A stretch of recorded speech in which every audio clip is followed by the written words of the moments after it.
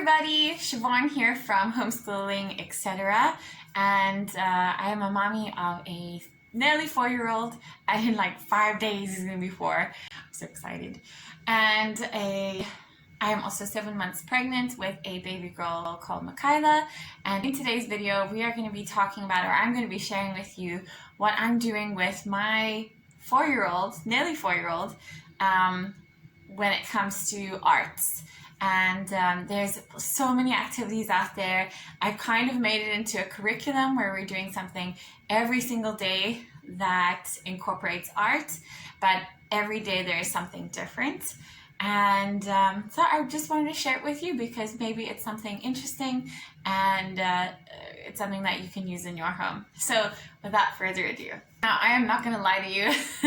I have started doing a little bit of part-time work, and so things have been a little bit hectic here, and we haven't really stuck to a schedule yet when it comes to our curriculum. My learning that we do every day is done separately to the art curriculum because I don't want to have too much structure on top of structure on top of structure. So we do our learning time in the morning, and then usually in the afternoon we will do the art, something to do with art. And the key here is for us to do something different every single day so that it doesn't become mundane, boring, and even overwhelming, because I feel like when they're bored, they're overwhelmed. Like they don't want to do the same thing and keep pushing themselves in the same way. They want to have something different, and at least that's from my experience. I don't know what it is like with you guys. Let me know if it's the same. But yeah, so I try and do something different every single day. But again, it hasn't been like 100% to plan because it's been a little bit busy around here. It's not going to be busy forever because I'm so pregnant. I'm not going to be doing this part-time work for long. So it is going to be short-lived, but for the moment, because it is a little bit busy, the arts has been like up and down. Like we'll do it some days, we won't do it some days, and that's not a big deal for me. As long as he's enjoying it, and as long as when we do it, it's structured and he's learning a skill, or, you know, practicing his focus and, you know, his control and things like that. So this is what we do. I use a rotating system like I do with this exact same that I do with math, English, or reading, and handwriting. Whereas I just do something different every day. How I've wanted it to go, how I've planned it to go, is that at the beginning of the week, we will have a selection of library books, and I'll just choose one of his favorites, and we will do a craft related to that book. So it can be anything from painting something like a picture freehand, or it can be cutouts that I've pre-done for him that he can glue together to create this picture. It can be a combination of both.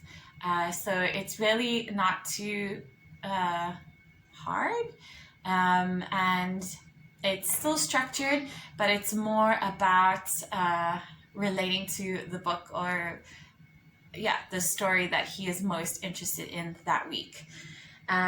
That's once we also have not become members of the library yet. As soon as we do, that's what we're going to incorporate. Then one of the other days, I've got a whole bunch of resources that I have gotten for his art curriculum. The one thing that I was really disappointed in getting was, and I didn't show this in my homeschool haul because it hadn't arrived from Amazon yet, but when it did arrive, I returned it straight away. It's horrible, and I will put the picture right here or somewhere around the screen to show you what book it was. And really, like, I would never like bash or give like bad reviews, because maybe it's something that will work for someone else, but this book came completely incomplete. I paid 55 dirhams for it, and it came with like, it'll have like the end result of, if there was an origami book, it would have the end result of what the origami thing should look like, and then it says, this is how you do it. So it'll write, like in writing on the page next to it, this is how you do it, and then it was blank. There was no pictures, there was no writing as to how you would fold this paper to create the end result. It was just an empty book. It was incomplete, and I couldn't believe it. I was like, because I waited for so long for it. So yeah, I didn't show this, and I can't show it now because I haven't. As soon as I get the money from my return, I'm going to use that money to get another origami book, because I think that would just be so cool. Something different for him to do. But what I do have as well is a book, and I showed this in my homeschool haul. If you guys haven't seen that video yet, I will link it in the description. This is how to draw 101 animals. You can totally do this without the book. You could, if you can draw anything at all, as long as you're doing line by line, step by step, your child can follow along with you. Depending on where they're at with writing, but the more they do it, the better they're gonna get. So do it with them, start it, and it will get somewhere. But I got this book just because it has so many great ideas. I usually do the writing myself, so I would barely give this to him. I wouldn't give this to him because I still think that this is too complex. This is too much lines for him to start off with. Like, I would do it, I would have like this line, and then he would draw that line, and then I'd draw this little ear, and then he would draw the ear. And so I wouldn't give it to him like this, but I use this book for all the amazing ideas that it has. He loves animals, and it has orcas, it has anteaters, it has a stag beetle, it's got chickens, it's got orangutans, it's got budgies, it's got rhinos, it's got bats, it's got otters. So this is what I use really for inspiration, because they just have everything. Here's things that I wouldn't even think about that are just interesting. They have snail, chameleon, penguin, buffalo, lemurs. They even have lemurs, frogs, goats, sharks, just a variety of things. Armadillo. They have puffins, bees. So many great ideas in here, and this is something that we will do on another day. Then I am also teaching him, or giving him the opportunity to practice coloring inside the lines. So I showed you another book in my homeschool haul. Again, if you want to check that out, it'll be in the description.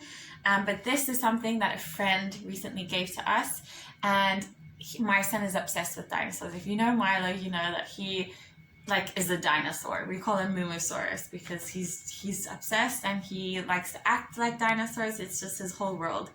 And so she gave us this book, and it's literally super simple pictures, but all dinosaurs.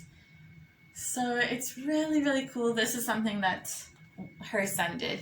I'll show you something that Milo has done. But really, this book, and you can use any coloring book, whatever works for you. I love the one that we got before. I just don't have it here. I'm using it at where I'm doing like a homeschooling group part-time with other children, and which is great for Milo as well, because he gets some play date time. So you can see he is practicing. He's got some rainbow colors there, and if I tell you, before we started doing this, he would just scribble all over. So you can see he's still a little bit out of the lines, but you can see he's trying. He's really trying to stay in the lines, and he's trying to fill in all the gaps that are white and things. So there's stuff like that. And recently, he also wanted me to start coloring with him. So he does a section, and then I do a section. And so this was our last picture or painting that we did together. We are using pastel here. And what I like is that you can use a whole bunch of media. Like if he wanted to use felt pens, he could. We have felt pens, we have pencils, we have crayons, we have these pastel colors, we have water paint. So you can just go wild with that, as long as he's staying in the lines. And yeah, you can keep it interesting in that way as well, using different media and stuff, which is what I do. We also have another day where we will just do complete free drawing or free media exploration, and literally I just give him a blank piece of paper, or I have a roll of paper as well. I just roll out a sheet, and I'll give him everything from tube paints to water paints to glitter and cutouts that we haven't used. pencils, crayons, anything that he wants, and he's just free to kind of explore lines and pictures. He's getting so good at free drawing as well. I'm gonna show you in a clip one of his dinosaurs and dragons that he makes. They're so cute. They're like little stick dragons, and they're just looking so awesome. So I'll share that with you as well. And that's one of the things that we'll do. And then this is the last one, and this is for, he's had this for a while. It's dot to dot for tiny tots. And it's basically, I mean, I used to use it for his handwriting when he was little, but now I'm using it more for, oh, and you can see there's stuff being done. So he can kind of trace the lines or follow the lines. Mama? Yeah, baby? Come here, say hello to the camera. Can you put it now? Oh, baby, I think Daddy means that cartoon time is finished. Can you please? Of course I can. Can I just finish my video quickly? Mm-hmm. Yeah? Hi guys, back here. I'm sorry. My son came in to say hi. So yeah, we used to use this for his handwriting when he was little, but now we kind of use it for him to you know, if he is tracing something, then when he does his free hand drawings on his like free art day, where he can, you know, kind of be creative and do whatever marks he wants, you can see him doing what he learns from this book, from what he traces in this book. Like, it's like he gets a feel for it, and then you'll see him try and imitate it on a plain piece of paper. So there's lots of pictures here from rainbows, the sun. They have the tractor and like a cupcake, and we even have a dinosaur in here somewhere. This is not him, by the way. He's a lot better than this. I do a homeschooling group part-time, and so a lot of my resources get used there.